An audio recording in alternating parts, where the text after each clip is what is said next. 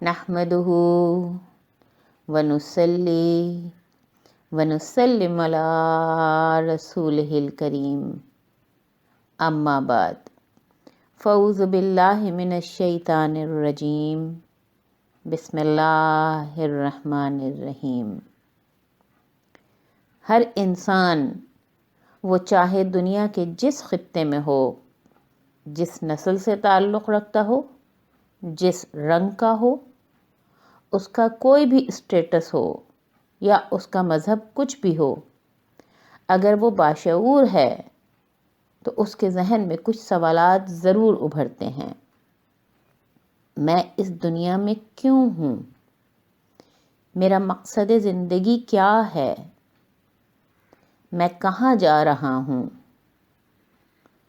دین کیوں ہے؟ اس آڈیو کا مقصد اسلامی نقطہ نظر سے ان سوالات کے جواب دینا ہے۔ دین اسلام واحد ایسی درسگاہ ہے جو ان سوالات کے واضح اور جامع جوابات دیتا ہے۔ اللہ سبحانہ و تعالی خود ہم سے استفہامی انداز میں بیان کر رہے ہیں، افحسبتم انما خلقناکم عبثا، کیا تم سمجھتے ہو کہ ہم نے تمہیں ایسے ہی فضول پیدا کر دیا ہے؟ یعنی ہمیں فضول پیدا نہیں کیا ہے، ہمارا کوئی نہ کوئی مقصد زندگی ہے ضرور۔ اور اس کے بعد ہمارے پہلے سوال کا جواب بھی دیتے ہیں کہ ہمارا پہلا سوال ذہن میں جو آتا ہے وہ یہ کہ میں اس دنیا میں کیوں ہوں؟ تو فرماتے ہیں وَمَا خَلَقْتُ الْجِنَّ وَالْإِنسَ إِلَّا لِيَعْبُدُونَ، اور ہم نے جنوں اور انسانوں کو نہیں پیدا کیا سوائے اس کے کہ وہ ہماری عبادت کریں۔ یعنی تخلیق کی واحد وجہ بتائی عبادت، لیکن جیسے ہی عبادت کا لفظ سامنے آتا ہے تو فوراً ذہن نماز کی طرف جاتا ہے، لیکن دین اسلام میں عبادت کا مفہوم اس سے کہیں زیادہ گہرا اور وسیع ہے۔ عبادت کس کو کہتے ہیں؟ عبادت ہر وہ چیز جس کو ہم سب سے زیادہ پسند کرتے ہیں، یا وہ چیز جس کی ہم سب سے زیادہ اطاعت کرتے ہیں، یا پھر وہ چیز جس پر ہم سب سے زیادہ اعتماد اور انحصار کرتے ہیں۔ مثال کے طور پر کچھ لوگ دولت کو ہر چیز سے زیادہ پسند کرتے ہیں۔ ان کا مقصد زندگی صرف دولت کمانا اور جمع کرنا ہوتا ہے۔ دولت کے لیے ان کی یہ محبت ان کی عبادت ہے۔ کچھ لوگ اپنے باس کو، یا بیوی اپنے شوہر کو، یا شوہر اپنی بیوی کی اطاعت کو مقدم رکھتے ہیں۔ یہ اطاعت ہی ان کی عبادت ہے۔ اور کچھ لوگ ہوتے ہیں جو خود نمائی کے دل دادا ہوتے ہیں۔ دوسروں کی پسندیدگی ان کے لیے بہت معنی رکھتی ہے، اور وہ ہر وقت فیس بک اور انسٹاگرام پر دوسروں کے لائکس اور ڈس لائکس کو بہت اہمیت دیتے ہیں۔ لائکس کے بڑھنے سے ان کا موڈ اچھا اور ڈس لائکس سے موڈ خراب ہو جاتا ہے۔ یہ دوسروں پر انحصار کرنا ہی ان کا عبادت کرنا ہے۔ اسی طرح کے لوگوں کے بارے میں اللہ سبحانہ و تعالیٰ فرماتے ہیں افرأیت من اتخذ الہہ ہواہ، کیا تم نے نہیں دیکھا ایسے شخص کو جس نے اپنے نفس کو اپنا الہ بنایا ہوا ہے؟ جب انسان اپنی خواہشات پورا کرنے کو اپنا مقصد بنا لیتا ہے، چاہے وہ دولت کی شکل میں، اطاعت اور دوسروں کی پسند و ناپسند کی صورت میں ہو، یا اور کوئی خواہش ہو، تو سمجھیں کہ وہ اپنی خواہشات ہی کی عبادت کر رہا ہے۔ لوگوں کی نظر میں ہوا یعنی خواہشات آج کا سب سے بڑا خدا بنا ہوا ہے۔ ہم وہی کرتے ہیں جو ہم چاہتے ہیں، اور جو ہم چاہتے ہیں وہ بننے کی کوشش کرتے ہیں۔ لیکن اگر غور کریں تو نظر آتا ہے کہ اگر زندگی خواہشات کو پورا کرنے کا ہی نام ہے، تو پھر امیر ترین افراد رات کو سوتے وقت نیند کی گولیاں کیوں کھاتے ہیں؟ مشہور شخصیات اپنی جان کیوں لیتے ہیں؟ کیوں بظاہر زندگی میں کامیاب نظر آنے والے افراد نفسیات کے ڈاکٹر کے پاس چکر لگاتے رہتے ہیں؟ کیوں یہ سب اپنی خواہشات پوری ہونے کے باوجود اپنی زندگی میں ناخوش ہیں؟ اس کا جواب بھی ہمیں اللہ سبحانہ و تعالیٰ سورہ حدید میں دیتے ہیں، وَمَا الْحَيَاةُ الدُّنْيَا إِلَّا مَتَاعُ الْغُرُورِ، دنیاوی زندگی کچھ نہیں ہے سوائے مزہ ہے دھوکے کا۔ خواہشات کا پیچھا کرنا یا ان دنیاوی چیزوں کا تعقب ایک نشے کی طرح ہے جو مزہ تو دیتا ہے، لیکن جب نشہ اترتا ہے تب پتہ چلتا ہے کہ وہ تو دھوکا تھا، ہم تو دھوکے میں مزہ کر رہے تھے، حقیقت تو دراصل کچھ اور ہے۔ اس سوال کا جواب کہ میں اس دنیا میں کیوں ہوں، تمام عبادتوں کو تخلیق سے ہٹا کر خالق کی طرف لگانے سے حاصل ہوتا ہے۔ یعنی ہمیں نہ ہی دولت، شہرت، عزت، نام، لوگوں کی ستائش، ان سب سے ہٹ کر اللہ سبحانہ و تعالیٰ کی طرف راغب ہونا چاہیے۔ اس کے بعد دوسرا سوال ابھرتا ہے کہ میرا مقصد زندگی کیا ہے؟ مقصد زندگی کا فیصلہ تو خالق زندگی ہی کر سکتے ہیں۔ ان سے پوچھتے ہیں تو وہ فرماتے ہیں الذی خلق الموت والحیات لیبلوکم ایکم احسن عملا، وہ ذات پاک کہ جنہوں نے موت اور حیات کو پیدا کیا صرف اس لیے کہ ہم دیکھ سکیں کہ تم میں سے کون اچھے عمل کرتا ہے۔ یعنی زندگی صرف اس لیے کہ ہماری جانچ ہو رہی ہے، وہ ہمارا امتحان لے رہے ہیں، وہ دیکھنا چاہتے ہیں کہ زندگی کی اونچ نیچ میں ہمارا رویہ کیسا ہوتا ہے۔ فرماتے ہیں سورہ بقرہ میں وَلَنَبْلُوَنَّكُمْ بِشَيْءٍ مِّنَ الْخَوْفِ وَالْجُوعِ وَنَقْصٍ مِّنَ الْأَمْوَالِ وَالْأَنفُسِ وَالثَّمَرَاتِ، اور ہم تمہارا امتحان لیں گے ہر چیز میں، خوف سے بھی، بھوک سے بھی، اور مال اور جان اور سارے جتنے بھی تمہارے پھل، کھیتی، مویش، کاروبار، ان سب میں نقصان سے بھی۔ تو وہ دیکھنا یہ چاہتے ہیں کہ ہم لوگ جو ہیں ہم اپنے اچھے حالات میں، آسانی کے حالات میں، فرحت اور راحت میں، نعمتوں کی برسات میں شکر گزار بنتے ہیں یا نہیں، اور مشکل، پریشانی، بیماری، تنگ دستی میں ہم صبر کرنے والے بنتے ہیں یا نہیں۔ کیونکہ ہم سب اچھائی اور برائی کو مختلف طریقے سے سمجھتے ہیں۔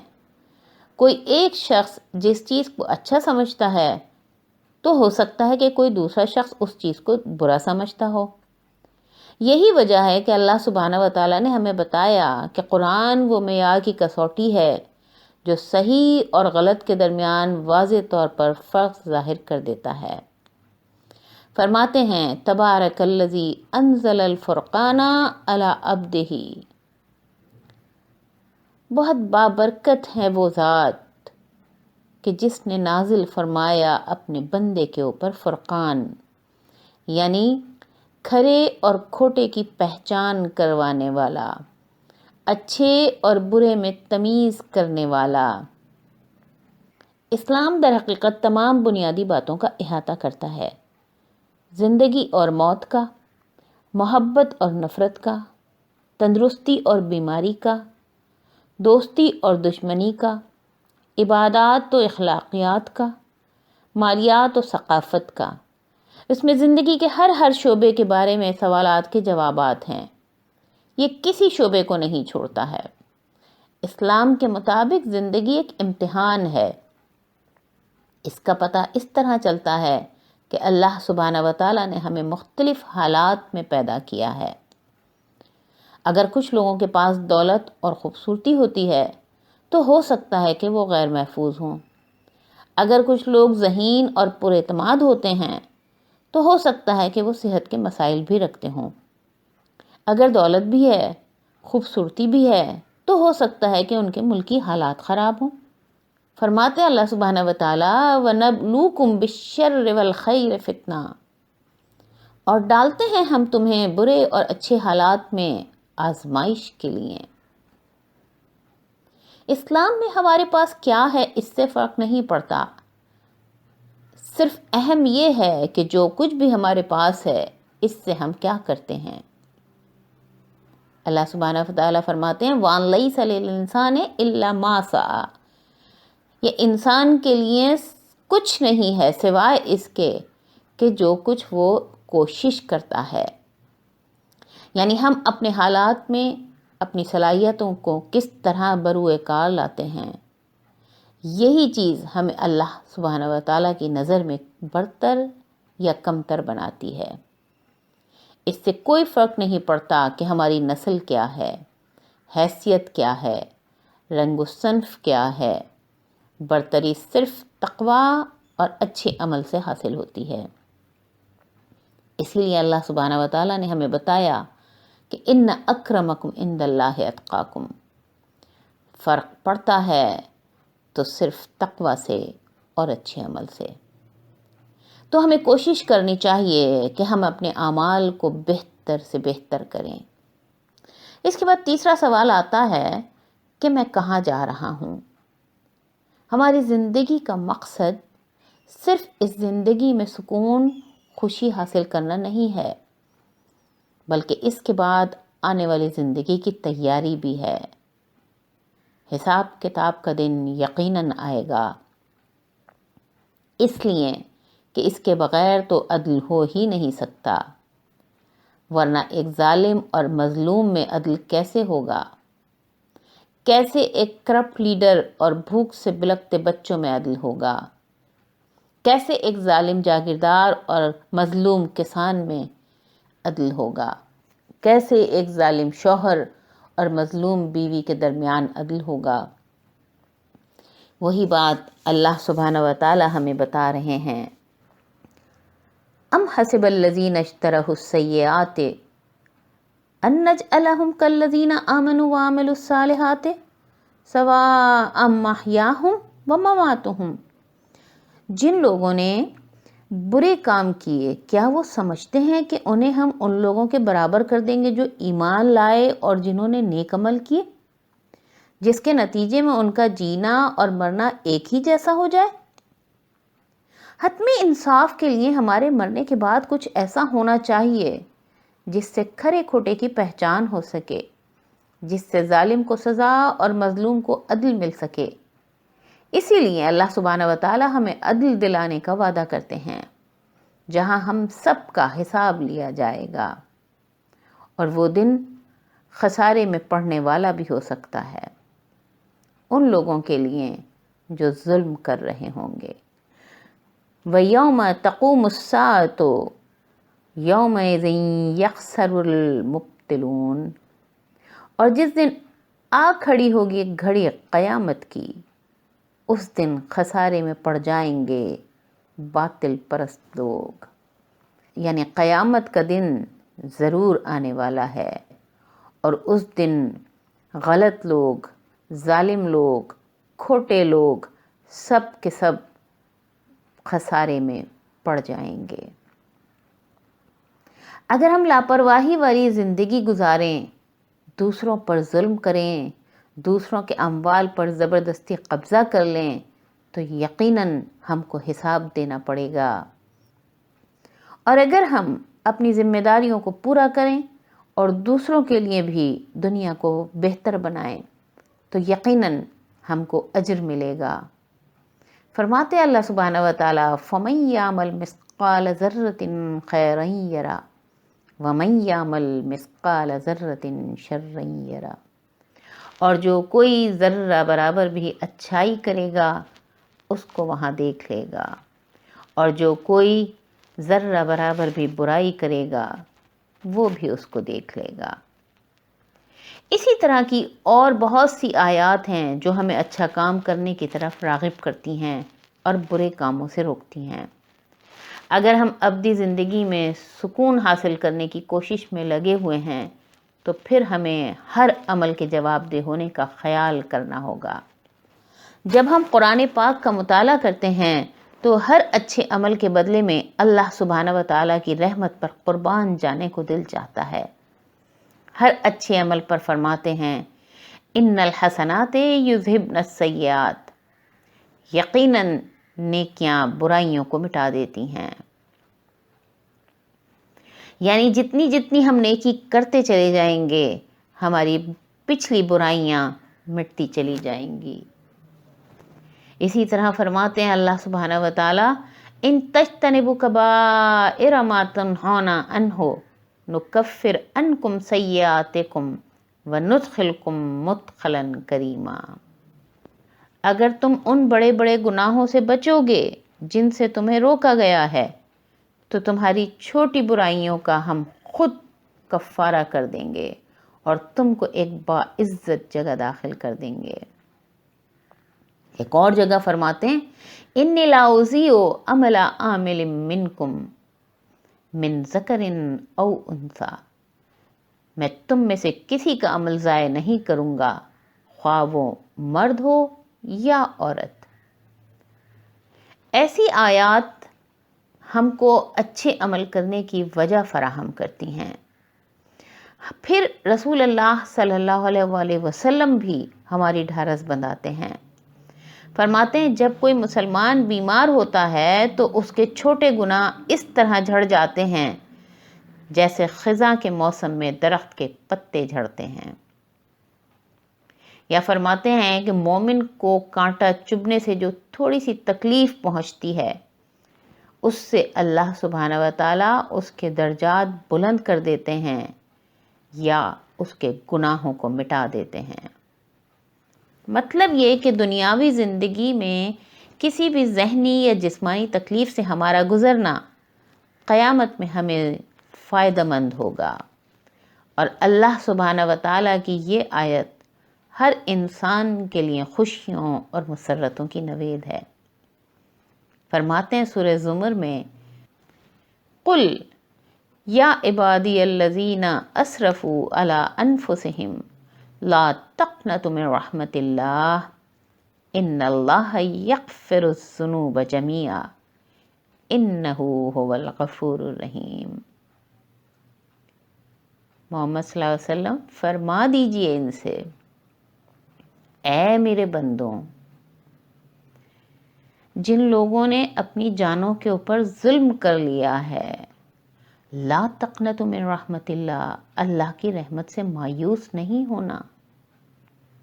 ان اللہ یغفر الذنوب جمیعا، بے شک اللہ تمام گناہوں کو معاف کر دیں گے۔ انہ هو الغفور الرحیم، بے شک وہ معاف کرنے والے اور رحم کرنے والے ہیں۔ ہمیں چاہیے کہ اتنی اچھی خوشخبریوں کے بعد تو ہم توبہ مانگ کر نیک کاموں میں لگ کر اپنی یہ عارضی دنیا اور اپنی وہ ہمیشہ ہمیش رہنے والی دنیا دونوں میں سکون حاصل کریں۔ آخر میں ایک سوال اور آتا ہے کہ دین کیوں ہے؟ دین دراصل عقائد اور اصولوں کا مجموعہ ہے۔ اگر ہم دین کے عقائد اور اصولوں کے مطابق اپنی زندگیاں بسر نہیں کرتے ہیں تو پھر یقیناً کسی اور اصولوں پر اپنی زندگیاں بسر کرتے ہیں۔ یا تو وہ اصول ہم خود اپنے لیے بناتے ہیں، یا ہمارے آباء و اجداد کے اصول ہوتے ہیں، یا ہمارے دوستوں یا پھر ہماری ثقافت اور معاشرے نے ہمارے اوپر وہ اصول مسلط کیے ہوتے ہیں۔ حالانکہ اللہ سبحانہ و تعالیٰ نے تمام انسانوں کے لیے اسلام کے عقائد و اصولوں کو کامل کر دیا ہے۔ فرماتے ہیں سورہ مائدہ میں وَرَضِيتُ لَكُمُ الْإِسْلَامَ دِينًا، اور میں نے تمہارے لیے اسلام کو دین کے طور پر پسند کر لیا ہے۔ ہمیں دیکھنا چاہیے، سوچنا چاہیے کہ اللہ رب العزت کی طرف سے فراہم کردہ اصول ہمارے لیے زیادہ بہتر ہیں یا کوئی اور اصول جن کی ہم پیروی کرتے ہیں یا کرنا چاہتے ہیں۔ پھر یقیناً اگلا سوال ذہن میں آتا ہے کہ ہم اس بات کا یقین کیسے کریں کہ اسلام خالق کائنات کی طرف سے آیا ہے؟ اس یقین کو بنانے کے لیے کہ یہ قرآن پاک کسی انسان کا نہیں خالق انسان کا کلام ہے، بہت ساری وجوہات بیان کی جا سکتی ہیں، چاہے وہ قرآن پاک کا انداز بیاں ہو، چاہے اس کی زبان ہو، چاہے اس کا تحفظ ہو، اور چاہے اس کی پیشن گوئیاں اور سائنٹیفک فیکٹس ہوں۔ لیکن اس وقت چونکہ ہم اسلام اور ہماری زندگی کے بارے میں بات کر رہے ہیں، اس لیے ہم صرف اسی موضوع تک محدود رہیں گے۔ کیا ہم سوچ سکتے ہیں کہ اسلام کے علاوہ کیا کوئی اور ہم کو مکمل ضابطہ حیات دے سکتا ہے؟ اسلام ہم کو نہ صرف زندگی میں زیادہ سے زیادہ فائدہ اٹھانے کے لیے بہترین ترغیبات دیتا ہے، بلکہ انسانیت کے لیے مجموعی طور پر ترقی کے منازل طے کرنے کا ماحول بھی بناتا ہے۔ اس دنیاوی زندگی میں امن و سکون اور اخروی زندگی میں جنت کا راستہ دکھاتا ہے۔ اسلام ہمیں نیکی کی راہ دکھاتا ہے اور بدی کی راہ کی نشاندہی بھی کرتا ہے۔ اسلام ہمیں اس عبادت سے آزاد کرتا ہے جس کا کوئی فائدہ نہیں، وہ ہمیں اللہ سبحانہ وتعالیٰ کی ذات پاک سے متعارف کراتا ہے، ان سے محبت کرنے کی، ان کی اطاعت کرنے کی اور ان پر بھروسہ کرنا سکھاتا ہے۔ اسلام ہمیں سکھاتا ہے کہ اس سے کوئی فرق نہیں پڑتا کہ کس کے پاس خوبیاں، خوشیاں، آسائشیں، صحت و توانائی موجود ہیں اور کس کے پاس کمزوریاں، غم، دکھ، تکالیف، بیماریاں ہیں۔ اسلام کی نظر میں اہم یہ ہے کہ ہم انہیں کیسے استعمال کرتے ہیں۔ اسلام ہمیں بتاتا ہے کہ زندگی ایک امتحان ہے، وَنَبْلُوكُمْ بِالشَّرِّ وَالْخَيْرِ فِتْنَةً، اور ہم تمہیں آزمانے کے لیے بری بھلی حالتوں میں مبتلا کرتے ہیں۔ تو اسلام ہمیں بتاتا ہے کہ ہم اچھے حالات میں کیا رویہ اور برے وقت میں کیا رویہ اختیار کریں۔ اسلام ہمیں بتاتا ہے کہ جب حالات اچھے ہوں تو انسان سرکش نہ ہو جائے اور مشکل کے وقت میں مایوس نہ ہو جائے۔ اسلام میں زندگی کا مفہوم ہر ایک انسان کے لیے ایک جیسا ہے۔ اس سے کوئی فرق نہیں پڑتا کہ ہمارا تعلق کس خطے، کس نسل سے ہے اور ہم کس شکل و صورت اور رنگ و روپ کے ہیں، ہمارا جنڈر کیا ہے، ہمارا اسٹیٹس کیا ہے۔ اسلام ایک آفاقی، فطری، سادہ اور عقل و شعور کا دین ہے۔ یہ زندگی گزارنے کا سب سے بہترین طریقہ فراہم کرتا ہے۔ یہ انسان کو محفوظ زندگی گزارنے کے لیے احتیاطی الہی تدابیر بتاتا ہے، انسان کی ارتقاء کے مراحل میں مدد کرتا ہے، اور اسی لیے اللہ سبحانہ وتعالی ہمیں مشورہ دیتے ہیں، ادخلوا فی السلم کافہ، اسلام میں پورے کے پورے داخل ہو جاؤ۔ اگر ہم پورے کے پورے اسلام میں داخل ہوں گے تو ہمیں اسلام کے سارے فیض حاصل ہوں گے۔ تو یہ سمجھ لیں کہ جو اسلام میں داخل ہو گیا اس کے پاس حاصل کرنے کو تو سب کچھ ہے اور کھونے کے لیے کچھ نہیں۔ وما علینا الا البلاغ المبین۔